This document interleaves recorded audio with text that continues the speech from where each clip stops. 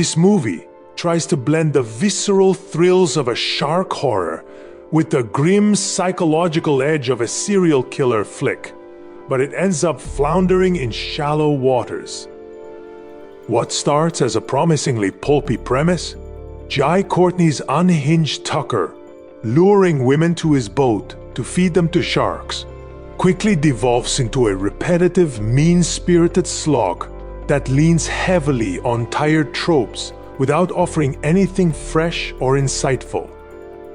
The film opens with a burst of campy energy as Tucker, a bearded, shark-obsessed boat captain, belts out Baby Shark to soothe his doomed tourists. Courtney's gonzo performance is the only consistent highlight, his wild-eyed charisma almost enough to carry the film through its darker moments. But once the story shifts to Zephyr, a tough-talking American surfer kidnapped by Tucker, the narrative stalls. Zephyr's badass loner archetype feels like a checklist of cliches, foster kid backstory, distrust of others, and a vague connection to the ocean that's never explored with depth.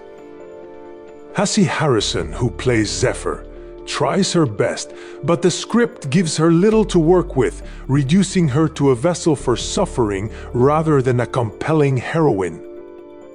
Tucker's shark-feeding fetish feeling more like a cheap shock tactic than a meaningful exploration of his psyche. His vague backstory, a childhood shark attack, does nothing to justify the film's 90-minute parade of violence. The CGI sharks, laughably artificial, only undercut the tension further, turning what should be terrifying into moments of unintentional comedy.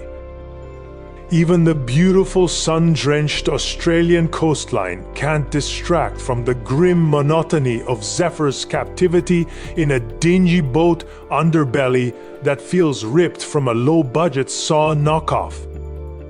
The movie's attempt to draw parallels between Tucker and Zephyr as solitary sharks falls flat, lacking the emotional or thematic heft to elevate the film beyond its torture porn trappings. The inclusion of a romantic subplot with Moses, a realtor who briefly connects with Zephyr, feels tacked on and goes nowhere, serving only to pad the runtime. By the time the film limps to its predictable conclusion, complete with a groan-worthy final shark scene, any goodwill from Courtney's manic energy has long been washed away. This movie wants to be a bold, nasty genre mashup, but it's ultimately a cruel, shallow mess that leaves a bad taste, one that even shark enthusiasts and gorehounds will struggle to stomach. It's not worth to watch this in theaters.